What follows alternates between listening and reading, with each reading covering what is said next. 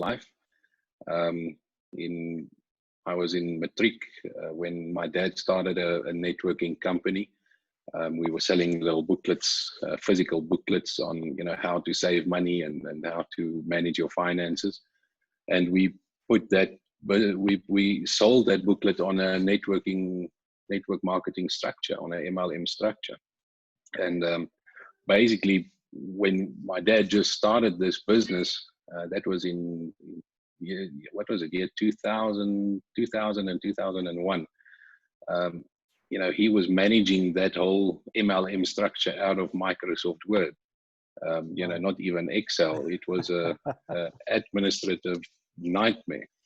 And that's where I got to the point where I actually went and studied computer programming, literally just to write a program for that business. And so that was done. And it was a very successful business. At some point we had, I think, about 219,000 members, in South Africa and neighboring countries. But unfortunately, because it was a physical product and we were solely reliable on the South African Postal Service, eventually we had to close down the business. It was a very cheap product. It was about 70 Rand for the booklet.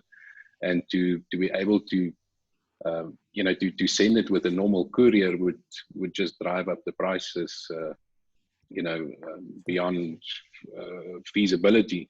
So we made use of the post office fast mail envelopes. And yeah, I think it was in, 1 December, the post office lost 6,500 of our parcels. And, we had to basically reprint and repost everything to the members, and it got lost again. Basically, they just killed our business. We were running for about 10 years. 8 years. And eventually we had to close it down because of that logistics. Right. And after that, I've been online doing numerous things. I got into Bitcoin in January 2015 and made a full-time living out of that. All aspects of the Bitcoin industry, the mining and everything that's involved with that. And during that process, lost a lot of money. Joined companies that looked good, but at the end of the day didn't perform or simply just disappeared. And in February last year, 2019, something similar happened to a bunch of my friends. I wasn't actually involved there, but where they lost a good amount of money, or Bitcoin actually, at that time. And that basically drove me to, a point where we wanted to start something that can be sustainable. In the early days, I didn't have any idea what we're going to do, but I knew we're going to do something. And 3 months later, MTI was formed, basically out of a need that came up in my close circle of friends. And that's how MTI got born. Basically just out of desperation to find something for us as a small group of friends that can be sustainable and that can serve us. And if you look at all the networkers that I know, you share with one, and 15 months later we're almost on 100,000 members. Listen, Johan, it really grew very rapidly. Johan, I know a few of those people, and they often refer to you as cowboys, So, but it's often them, that's created the spark with all of this. But Johan, I'm just on that note, and I don't want to delve into that too deeply, but I was just thinking on, the carte blanche story, where actually some of my friends, let me just quickly share the story. Some of my friends came to me, and I shared with him the MTI opportunity, and they showed me and said, we involved with this thing, and they've been getting this returns for so long. And, from what I knew about you, the integrity of the company, I thought to myself, I really thought this is too good to be true. But I said, you know what? they appreciate this opportunity as well. And lo and behold, they became the statistics of that company. When you see companies like that, and the company that you're trying to build with based on integrity and values, what are your thoughts in terms of, you know, the people who are involved and so on? Well, I think, you know, everybody should go and do their due diligence. And that's, you know, for me in the past, sometimes it took me 6 months before I got involved in something. Mm. You know, go and do your homework. And my advice would be, if you're not happy or comfortable with anything, rather stay away. Or you know, if you get involved in such a point that if something goes wrong, that it doesn't kill you. You know, I've never joined something and you know, got actively involved in something that I didn't believe in. If I had any form of uncomfortable feelings, then I'd rather stay away. Okay. So and that's what I'd like to tell to, and I try to share this with MTI members as well. You know, our company is still very young. We are in the processes of getting, you know, our compliance and regulatory and all of that stuff in order. But in the meantime, if you're not happy with that and not comfortable, you know, rather just hold back for a little while once we do have everything in place. Okay, so I mean, I've seen the questions that we've discussed before the time, and I'll get to them. But maybe you've touched on the point, Johan, in terms of the whole regulatory stuff. And I know you know, you can only say as much because it's a process. But what is the processes that MTI is subjected to come to such a place, you know, that people can feel comfortable, you know, in that sense? Yeah, well, you know, as far as myself and our legal team and a couple of third party or outsiders legal teams are concerned, MTI does not need to be regulated because we solely deal with Bitcoin. We don't exchange anything, so there's no regulatory issues on our end as far as we know. But you know, things are changing, and we do get some negative press in the last week or so. And for that reason, I've made an appointment with the FSCA. We are seeing them next week in Pretoria to go and sit and have a nice chat with them, and you know, figure out what actually, according to their needs or standards, what needs to be done, if anything. And if they say, you know, you need to have this and this and this in place, then we'll do it. Okay, right. So I'm just going to jump because I want to get to the viewers' questions, and I see if you answer them. So I'm just going to read to you on. Okay, so one person said, I understand that you cannot guarantee trading results. Can you guarantee that the funds are safe? So I think that's also a big ask. Yeah, you know, this forms part of our whole governance and compliance processes that we are actually busy with. Obviously, the trading results, nobody can guarantee that. You know, if you look at certain companies online, guaranteeing you 1% or 10% or 50% a month, whatever it is, if there's a guarantee, I always tend to worry a little bit, you know, because nobody can actually guarantee you, you know, a fixed percentage. But you know, we are looking into getting insurance on the fund from our side. There's no definite timelines yet, but it's something we're working towards. And you know, as soon as something like that is in place, we'll definitely let all our members know. And in the meantime, you know, we do trade at regulated brokers, and you know, they have all the safety and things in place. So you know, from guaranteeing the funds from a trading point of view, we cannot do that. But from our side, we are in processes to try and safeguard the funds as much as possible with a form of assurance. Okay. And then one of the questions was, can you, okay, right, so I think the question is who controls the money? So can you, Hans Steinberg, grab the money, run away, and can live in Panama with the rest of his life, you know? So in terms of that integrity, what is the process there?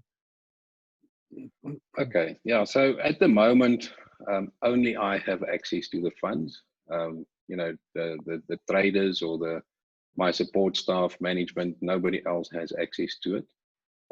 But we also have contingency plans in place. You know, should something happen to me, there will be a short process through the lawyers, and somebody else will get access to everything.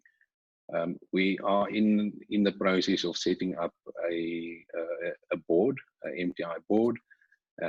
So I basically know or assume that the financial director with myself will then have control of the funds on a what do you call it, a type of a multi-signature wallet, or you know, something that requires more than one signature to move the funds.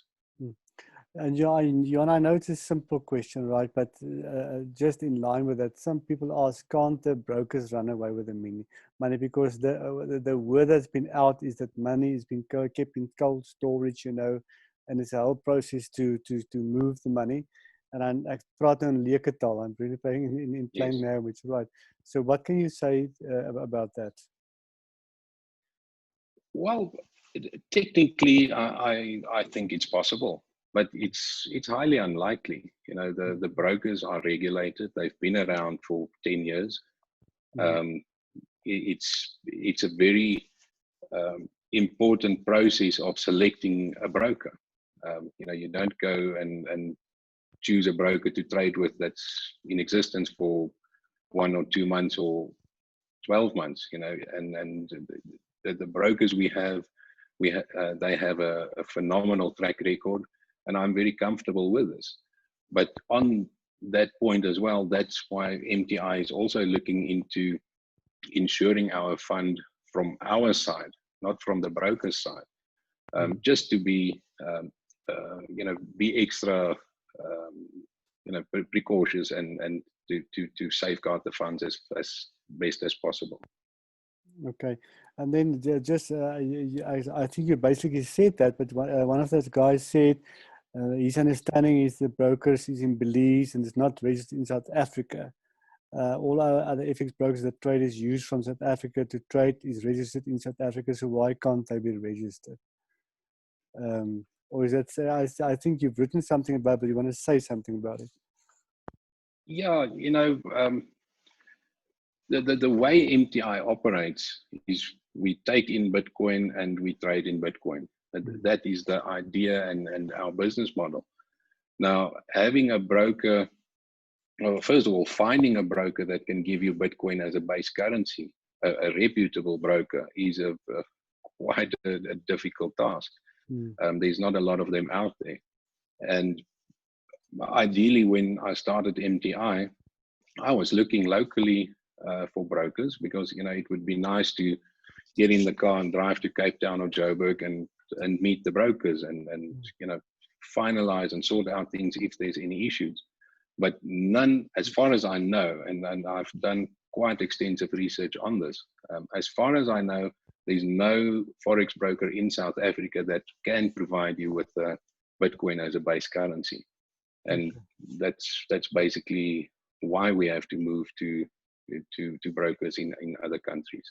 Okay, so just for the sake of Marius, Johan has given clear answers to the other questions, so I'll send that answers to you. Then there was a question from Wayne. I think you basically addressed it, but he was referring to why we should not be registered with the FSB, you know, and also with the new regulations that wants to regulate cryptocurrencies in general. You did answer, you are meeting with the FSCA next week. And once you have more information, you'll share with us. All right, so I'm just going to stop that one right there. Okay. Now here's an Okay. interesting one, Yuan. There was a lot of questions pertaining to the 10%. Now, how is it Yes. possible that you can pay the 10%? The mathematics behind it doesn't make sense. So I did allow to share screen and maybe just go a little bit into depth into that if you don't mind. Sure. Let me try and share my screen.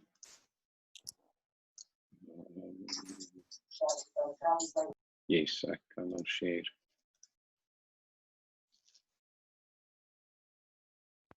And maybe, Jan, just before you speak, you know, for me, when I started, the flow of money, you know, is crucial in terms of the health of a company. You know, and I think, to me, that's where the integrity of the company stands and falls. You know, so we are so glad eventually that you can explain this to us as well. So thank you. Yeah, that's a great plezier. Okay, so basically, what counts in MTI's favor is that, you know, MTI basically is a numbers game from a company point of view. You know, we make a 10%, and basically 90% of the profits we make, we pay out to you know, to the members, the traders, the compensation plan, etc. So what, yeah, and I understand the concern, Marinus. I've got this a couple of times. You know, on the outset, it doesn't make sense for many people. You know, we make 10% profit, but we're giving away 10%. How can the company be sustainable? So I've made this little spreadsheet a while back. Unfortunately, it's in South African rands. But basically, we start here with, just as an example, with 100 Rand. So MTI in this end pays out 10% referral bonus, which is 10 Rand. And based on, you know, for a long time, we were doing roughly 0.5% a day. It does vary. Some weeks we're down to, I think, 0.225 a day and 0.3, and, you know, but the average for the last 2 or 3 weeks is roughly about 0.4%. So if I work that 0.4% in per day, it means that our break even, where we have recovered that initial 10% referral commission outlay, is on day 26. So it takes us roughly 6 weeks, between 5 and 6 weeks, to recover the money that we've paid out as a referral bonus. In week 1, as the programming is now, anything, if a member deposits today and withdraw within a week, you know, we void that commission to his upline if it happens between the first 7 days. So our risk at the moment is in this block here, week 2, 3, and 4. So that's where we can, you know, make a small loss if the member goes and withdraw all of his money, you know, and the upline has been paid. But, you know, what happens now is, it's about 5,000 members, or active members, maybe about 2,500 members join in this week. We pay a 10% referral fee, but there are members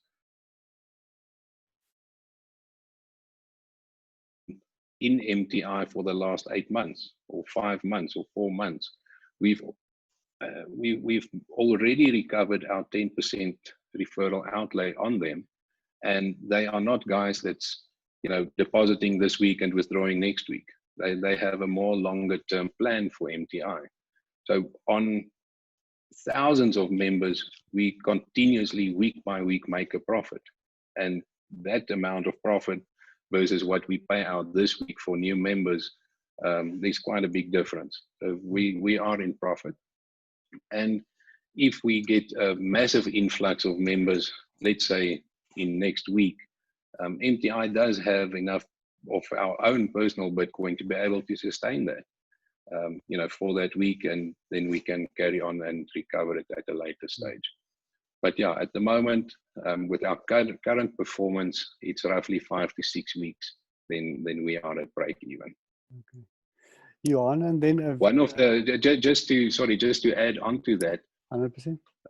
It's not finalized yet, but I am in discussions with the traders to up MTI share a little bit.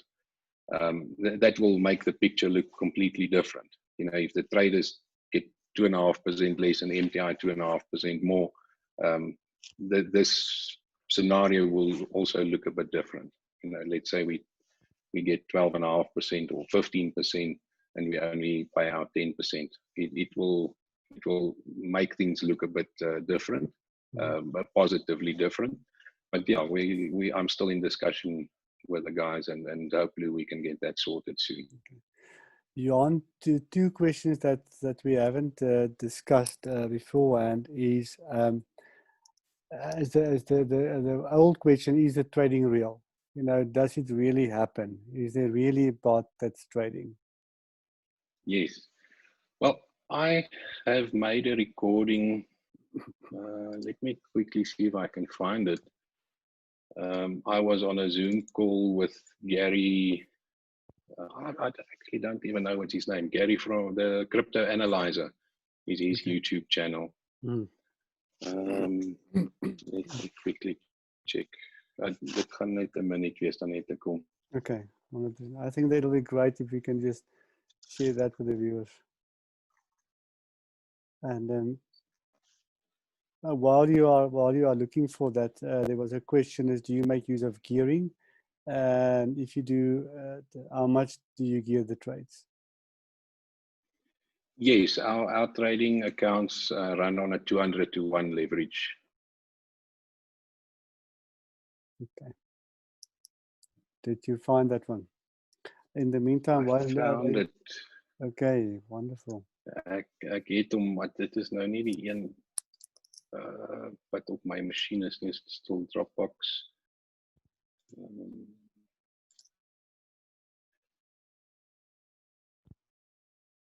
Well, I know exactly where it is. Just okay. a second. Okay, so but while you are looking for it, I'm just going to go on because these are easy questions. There's a question was if you open your MTI account, currently there's no ID documents asked. Will FICA be a requirement? Okay, and then on that you on? Yeah, it comes. Basically, it will boil down to the outcome of our meeting with the FSCA. But we already have processes not in place, but in planning to implement a FICA or KYC process into MTI. Because we deal in Bitcoin initially, I thought, I'm not a guy that like to regulate everybody down to, I need to know everything about you. But we move in the financial industry, and that is a requirement, so we have to adapt. So I'm pretty sure that within the next, I'm not sure, a couple of months, it will be a requirement, and we have to do that. Okay. I found this thing. Let me just see if it's. Yeah, it's playing, but it's playing from my Dropbox account, not from my machine directly. But let me just do a screen share. I just want to tell the listeners that office is real. I've been there. Ja, hierdie selfde kantoor.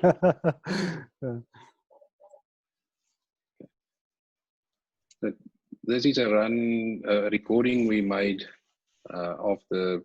I think at this stage there were 10 trading accounts, each with about 9,000, 900 Bitcoin in it, 900 million bits. Marinus, ek kan nie sien of, well, ek weet nou nie of die beeld, I'm not sure if the quality of the the stream is okay on your side, if you can actually see what's going on there. Yeah, there is movement. There is movement. It's not like a fluid movement, but you can see this movement. Okay, maybe you can just explain in a word what we are seeing. Let me just try and pause it and see if I can. So basically, well, we've redacted just account numbers and stuff like that. But top left there, it normally shows our account number, and it shows a Pro Live account. Here on the left shows Pro Live account, and below that our account, Mirror Trading International. This is Slave 9. I think we're running on 12, yeah, I think 12 accounts at the moment. When we did this recording, this was on the 3rd of July. Yeah, we were basically on, I think, 11 accounts, 10 or 11. So in this video, if we scroll at the bottom of it, you could see there's 900 odd Bitcoin in each of the 10 accounts that we've recorded, with the opening prices and the trades, etc. So yeah, we can arrange something like this as a live stream in the near future. Okay. My plan is to put this whole live stream permanently up in the back office, or well, permanently, but stream it, say 5 minutes every second or third day. Yes. But because the traders software have a bit of difficulty, with going into accounts over 1,000 Bitcoin. Because on the platform it shows then as 1 trillion bits. Hy werk nie so lekker nie. That's why we have to split it into multiple accounts. But they are working on it. If they can, adjust their programming to be easily able to work with amounts over 1 trillion, trillion bits now, then we can combine this into one account with 10 or 11,000 Bitcoin in it. Then it will be easy to live stream it, because you can see the full amount at the bottom. Now, if we live stream it, somebody will have to go and click through, all 9 and 10 or 11 accounts at a time. And, we all know there are certain individuals that try to harm MTI. They'll just take a snapshot and say, oh, there's only 900 Bitcoin in the account instead of the 10,000. And so we simply don't do it yet, because we try to avoid that that negativity or that might come from it. Johan, a very untechnical and superior novice question. Okay, from my side personally, if there is not traded with the whole volume of money, okay, how is it possible to earn the type of percentage on, because it's calculated on the whole volume of Bitcoin, isn't it? Yeah, you see the software utilizes between 3 and 5% of the funds available, and that's what's being traded with or placed on risk. But you need the full amount in the trading account. If you, let's say we have 10,000 Bitcoin and we only use 5% of that 500 Bitcoin, we cannot have 500 Bitcoin in the account, because 5% of that will then be used as trading for the trading. So you need to have the full 10,000 in the account, and then utilize 3 to 5% of that to trade with. And then on the other side, we use a 200-to-1 leverage, which counts in our favor. Okay. And then one of the tough questions was asked, Johan, was, and I don't have it in front of me, but what if, at the current rate that MTI is trading, we would be soon, top of the South African GDP. In that sense, what's your answer to that? Well, it's almost as it's a difficult question to answer. It boils down to how long is a rope type of thing. On paper, mathematics on paper, you know, always, it's not complicating things. I don't know what's the word. It looks phenomenal on paper, always does. But everybody know, you know, if you, you know, especially the networkers, you know, novice networkers will go in and say, okay, you know, it's easy. It's you and you get two and you get two. And within a month you have 50, 100 billion people in your, in your network, or 10,000 people in your network. And for the average networker, that is never, ever the case. Because, you know, the way you plan it on paper doesn't materialize. So, you know, assuming, I've read that question, you know, putting 10,000 Rand in for a period of 10 years. Yeah. Very few people will actually do that. And, you know, the way I portray MTI, yes, fair enough, we do make nice profits, but I also encourage people to use that profit. You know, go and enjoy life. You know, there's no point in compounding for 10 years, but you might only live another 3 months or 3 years. You know, nobody knows. Yes. So it's a bit of a difficult question to answer, but if it happens that way, then we embrace it and we run with it. Johan, and I think that's an important question, because you know, from a very selfish point of view, if one builds the referral process, you know, you would like to people to hold their Bitcoin as long as possible, so that we as the referrers earn more. However, on the other side, you know, and I'm not pragmatic about it or whatever, but I'm trying to say, right, at least keep your Bitcoin for 1 year. And it's my personal feeling that between this year and next year, we will see ons gaan die bokspringe sien, the big gains in the crypto space. Just your thoughts on that, maybe. Well, I'm terrible at making forecasts in Bitcoin or basically anything. That's why I don't buy and sell Bitcoin or any crypto. You know, I own quite a few different cryptos, but it's something I buy and I forget about it. You know, I still have Bitcoin and other cryptos that I bought 3 and 4 years ago. But net so lê. I believe, and this is my personal point of view, I think the Bitcoin price will jump quite a lot in the next 12 to 18 months. By quite a lot, I mean it might double, triple, quadruple. That's my feeling. But having that said, I think there's a good chance that the actual buying power of that Bitcoin in dollar terms might be the same as we have today. I fear that the US dollar will go into you know, into hyperinflation. Just if you see what happened now in the last 3 months, the amount of currency, amount of dollars, Bitcoin, US dollars they printed out of nothing to fight the Corona COVID thing. I think when the economy, the US economy actually opens up again and there's a lot more movement, money going around, that's only then will they see the hyperinflation that they've caused. And, you know, the Bitcoin price might jump from 9,000 to 90,000, but in dollar terms, it might still be worth the same in terms of buying power. Okay. But yeah, I'm not an expert in that. That's just my personal opinion. All right. Question, does Bitcoin, is it converted to FX to trade with? Ja, word Bitcoin convert na FX toe om te trade? Yeah.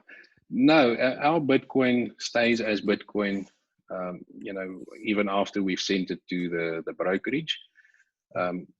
What happens with it is it goes into their cold storage, and based on the day-to-day Bitcoin US dollar value of that Bitcoin in the cold storage, their liquidity providers then you know, sort of fronts the money for the trading purposes. So our Bitcoin never gets converted to fiat. It stays as Bitcoin, but the value of it in terms of US dollars is calculated daily to allow us to trade on whatever amount is available.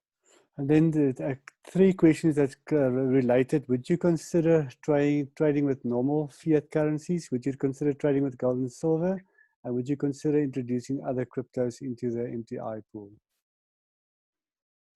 Well, trading in normal fiat is highly unlikely. Simply just from my personal view of the economy and the world we live in, I don't trust fiat money, government money. That's why MTI initially started and still operates with only Bitcoin. So I don't think we'll ever move to fiat. The gold and silver option, I actually quite like that. I'll go and do my research and see if that's possible. And then, adding other cryptos as a base currency. With our brokers, we can add, I think, 4 additional cryptos. Well, we have Bitcoin, I think Ethereum, Bitcoin Cash, not Monero. It's a pity. I really like Monero. But yeah, there's 1 or 2 others. I've given it a lot of thought, and it's definitely something that we'll look at in the future. The only reason I haven't done it yet is, if you look at the MTI system now, we have, the trading side, the networking, the commissions, all of that. To introduce an additional currency, let's say, just as an example, Ethereum, it basically means duplicating the whole system we have to add that additional currency. If we do a binary run, the binary run there will actually be 2. There will be a Bitcoin one and the Ethereum one. And the wallets, you'll have a Bitcoin income wallet, Ethereum income wallet. You literally duplicate the whole system. That's the main reason I have not done it yet. I can imagine. But one technical question. I think you've read it, so I think you'll get to where I'm going to. Investor balances are always dominated in BTC on your dashboard. If you are trading any pair not dominated in BTC, how do you manage the forex volatility or hedging of this risk? Even if you have an LP, there'll always be a conversion between BTC and your base currency. And then he gives the example of Black Friday, 12th March, when the BTC dropped 50%, whilst the MTI received that return of 0.22%. Can you elaborate on the flow of funds between MTI, the broker, and the LP? Yeah, it's not that easy to answer. I've had trades open on my personal accounts, long-term trades on an account that's Bitcoin denominated. And the risk that you run there is, you open a trade, let's say at $10,000 a Bitcoin. Now the trade is open and it seems like you're making profit and alles like goed. But all of a sudden Bitcoin loses 50% of its value. Your open trade was opened at a $10,000 Bitcoin value. And then you run, quite a big risk, because all of a sudden your exposure is double the size. And what safeguards MTI and really plays in our favor is that our trades are not long-term trades. We do 300, 400, 500 trades a day, and the trades open at any given moment is maybe 20 trades at a time, and they are not open for a long time.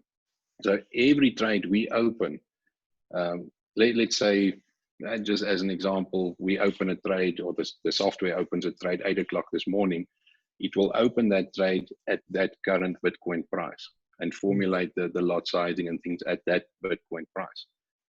if the Bitcoin price tumbles 10-20% during the day, the trade that opens this evening will be open at the current current Bitcoin price. So we don't run a big risk in the Bitcoin having a lot of fluctuation throughout the day, because our trades we do a lot of trades and they are not open for a very long time. Okay. There's a lot of questions. I'm going to do one or two more, and then I'm going to ask one or two questions, and then maybe we can open the floor for 5 minutes if you don't mind, Johan. So the one ek het letterlik 4 minute, dan moet ek terugkom by my developer span. Okay, so let's make it 2 minutes. We are all aware of the plan to create one world currency. Do MTI have a contingency plan in terms of trading should currencies fail? I like this this question, because it goes with my thinking.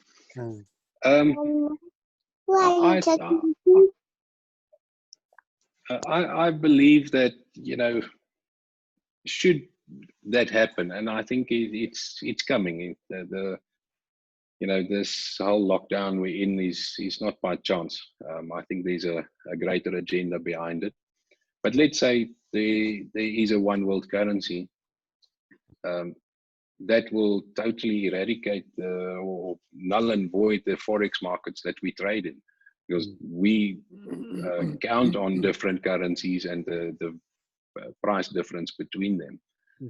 Should a one world currency exist, in the whole forex market, in my opinion, will be null and void. But with that said, the crypto world, cryptocurrency industry and world will grow 100-fold, 1,000-fold in size. That will ensure that there's enough liquidity, on Bitcoin and Ethereum and all the different currencies for us to be able to trade. The only reason we don't trade in the crypto space at the moment is there's not enough liquidity. But should something like this happen, we might find that the crypto market is doing 5 or 6 or $3 trillion a day volume, something, to that tune, which is big enough for us to be able to trade comfortably there. Johan, last question. With everything that's happening, all the media, current happenings with the processes within MTI that's running, where, if you had to do some vision casting, say, where are we heading? What do you see in your crystal ball for the next year or two? Well, I've been wrong before when Ignatius asked me this last year, I think August.